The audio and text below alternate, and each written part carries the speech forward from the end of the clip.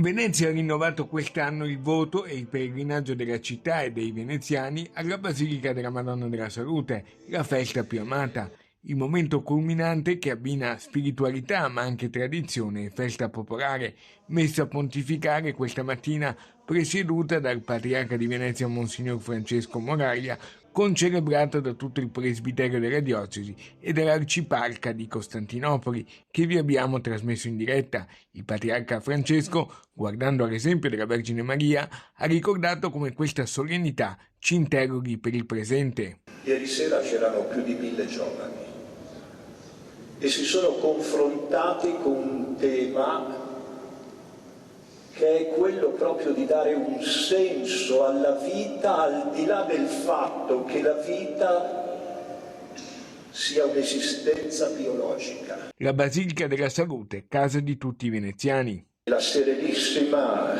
indisse una preghiera solenne e fece un voto.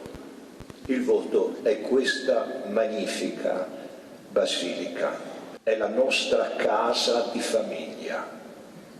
Dove c'è la madre, là c'è la famiglia.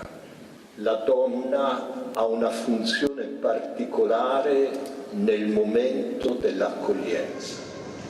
E potremmo dire che oggi allora è un tempo che dobbiamo declinare di più al femminile e meno al maschile.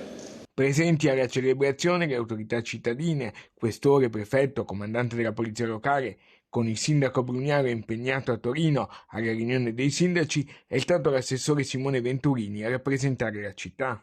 Cosa è rimasto più nel cuore del suo messaggio di questa mattina? Mi ha colpito molto il passaggio sul male di vivere che alcuni nostri ragazzi vedono e vivono, cioè l'idea di non ridurre la nostra vita alla mera esistenza biologica ma dare un senso. È bello che ieri in questa chiesa c'erano 1000 ragazzi giovanissimi della pastorale giovanile che hanno incontrato il patriarca e hanno riflettuto sull'importanza di dare un senso alla vita.